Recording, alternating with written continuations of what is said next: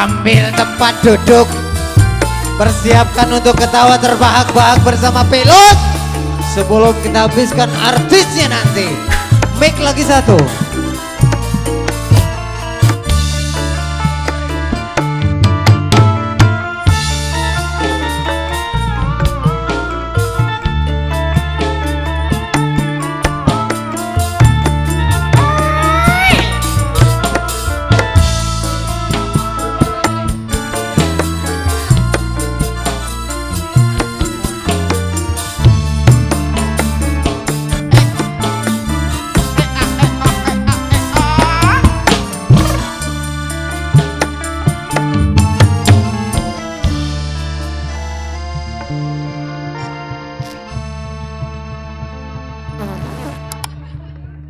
Subhanallah.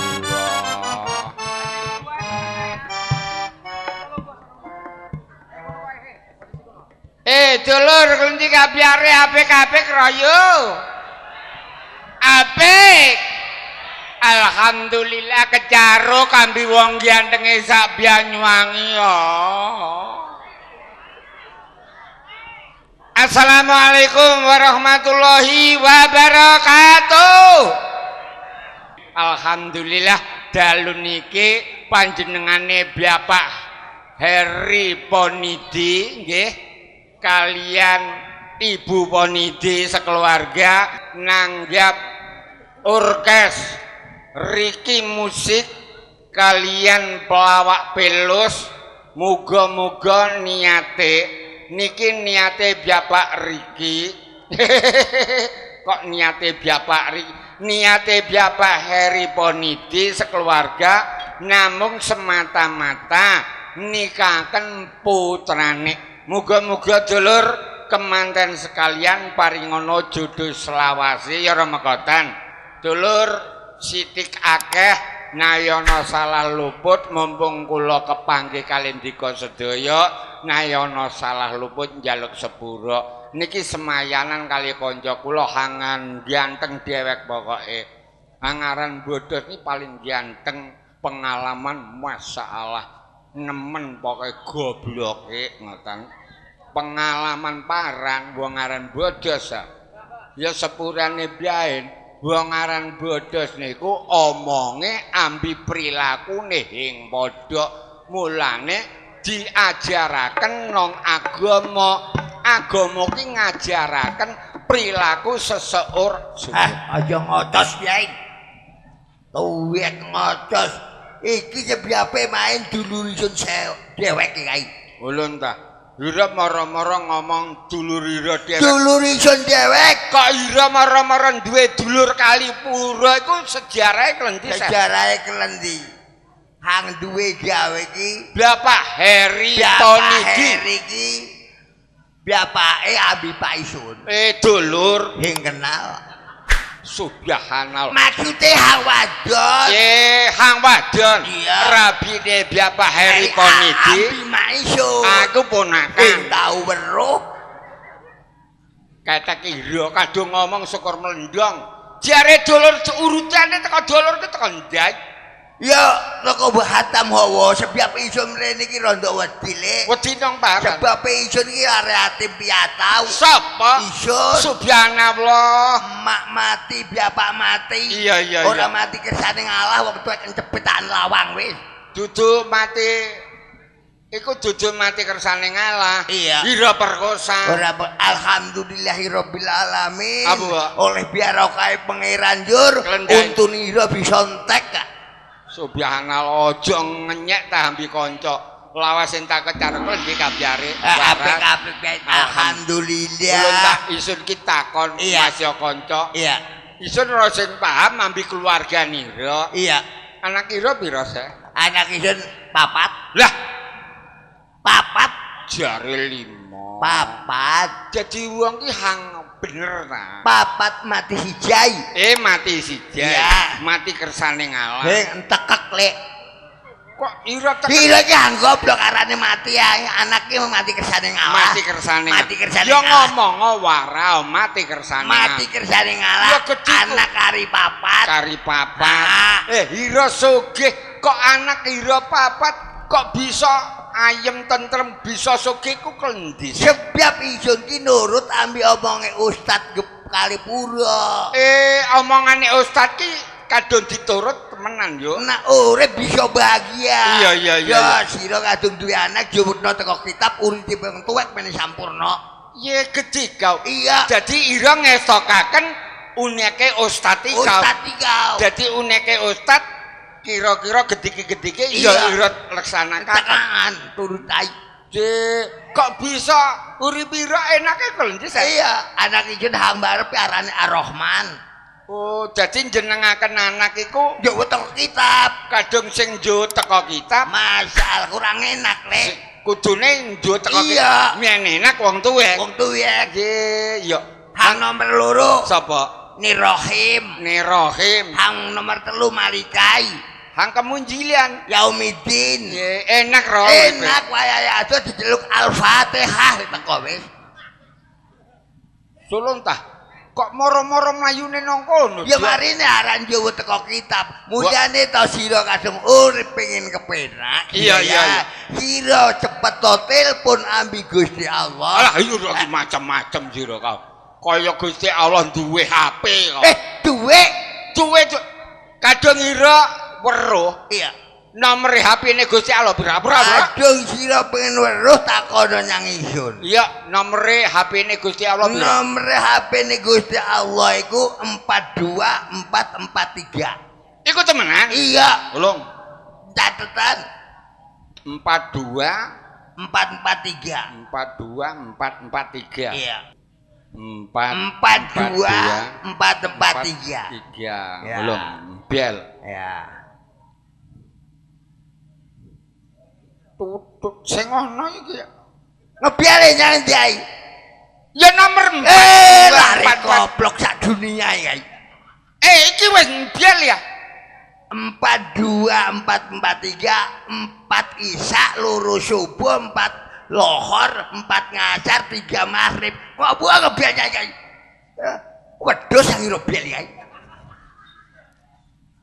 jaren duwe hak tibake 4 iku isa Iya, loro subuh 4 maning lohor 4 maning ngasar 3 maghrib 42 4 ngebiar menenak kowe kira. ambek-ambek kena jari isun nomor HP temenan nah Masa isaroh ikawan iya, sebab isun takbir masjid sapa isun. subhanallah bodos potonganira kaya becek kok kah Mah sabiane nyang masjid. sabanira nang masjid. Nang masjid. Ulun tah Jumatan nira mesti nang masjid. Masjid. Ketika kuwi wiridan Using paran. golek sandal hang anyar. Ah, masa kok golek Ya sira ki takone goblok nyang masjid ya sembayang. sembahyang Jumatan. Iya kudune Iya. ketika wong aran takmir masjid. Ye. Iku arane nglakoni putih. Iya, iki kemantenan tan sunatan. Kemantenan ya. Kemantenan ya. Bapak Heri Bapak Ponidi iki nanggat orkes Riki musik ikai sewengi ikai kanggo ngurmati undangan sekalian karo tangga teparun supaya seneng ketika iku ya kemanten iku kadung perawan iku magi senggel iku perawan le. ya Kadung wis diwe bojo iki diarani istri. solong. Iya. Kadung lare wadon, Senggel iku kadung perawan. durung kawin iku senggel alias senggel, perawan. Kadung lare wadon, Pindi bojo diarani istri. Istri iki ana maknane. Ya marine ngono koplok. Solong istri ku waran se. ISTRI. I pertama Wong wadon kudu insap ambi perintahe wong lanang. badas Mata mir masjid. lancar jeriangkong. Kadung S Wong wadon kudu setia ambi wong lanang. ana maknane. Iya. T Wong wadon kudu taat ambi perintahe wong lanang. hang nomor 4 T R. Rajin. Ibadah. Jadi 5 iki istri. Istri. Iya, Ro. Iya. Insaf. Insaf. Iya. Setia. Setia. Taat. Taat. Rajin ibadah. takmir masjid. Iya hangarane riko rampok. Mulyane wong lanang kadung wis rapi ngoleh nglakoni molimo. Molimo ki paran. Mantu mangan melu maratuwa males megawe. Apa wae? Diterusaken maratuwa melarat koplok. Padahal resep isun. Iya. Wong rumah tangga mantenan zaman saiki. Iya. Kadung sing nganggo resep molimo iya. Iku sing bisa bahagia. Kok yang bisa bahagia? Ya, pro dan kontra iki. Acake. Loh, beda iki molimo khusus manten anyar. Kadung molimo nira muka mantu milu maratuwa males megawe. Lho 5 tahun melarat maratuwa lek. Wajibe mantu iku mandiri uripe. Bro, kadung nuruti isu. Atake molimo circle dai. Molimo khususnya manten anyar zaman saiki. Iya. Bro, kadung kepengin uripe bahagia. Iya. Nganggo molimo temenan. Acake. Mlumah, murep, mancep, modot metu. Beres. Iku molimo jongor iku lek. Kari butuh sira kok. Pertama mlumah khusus mantan wadon. Piye? Isine kadung lare wadon wis rumah tangga njaluk picis nang kang lanang tangane mlumah. Iya tau sing. Iya, tapi rapinira madak tau njaluk picis Kang Kambodo njaluk picise tangane murep gitu. Tahu. Kayak gitu ki bebek ranti kae. Iya tau sing. Iya. Hang nomor 2 murep. Hang murep khusus manten lanang. Isine maksude nglungkepi rumah tangga. Elek apik wong wadon paranjare wong lanang.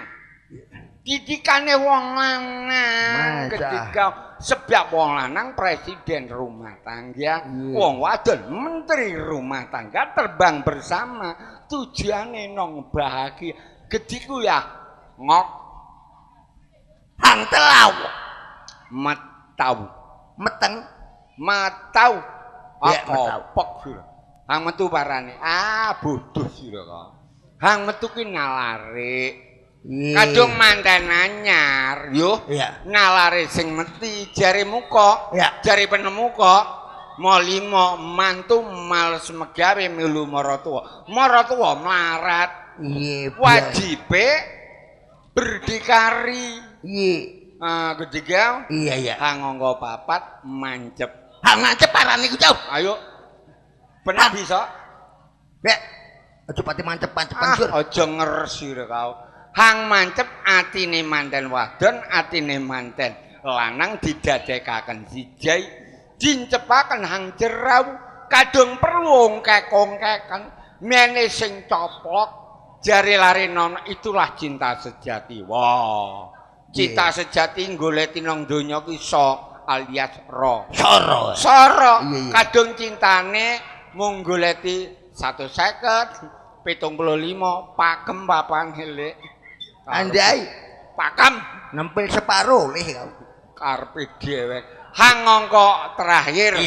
Modot pikirane urip. Maksude gitu kau. Ojo nyageraken sapa-sapa kudune lanang wadon bermusyawarah. Henduke picis ya. Musyawarah klendi Mas. Klendi Dek. Usaha. Iya, Sun arep nyuluh welut. Cocok. Iya Mas, yang penting hasil nyuluh welut iku ro ikhlas lahir batin. Hasil setitik tapi halal. Ya cocok omongan. Contohnya kayak isun dah. Iya. Kira nyuluh welut. Mari mantan anyar, resep molimo hunggo nganti saiki. Temenan. Sugih durung tahu. Melarat terus-terusan.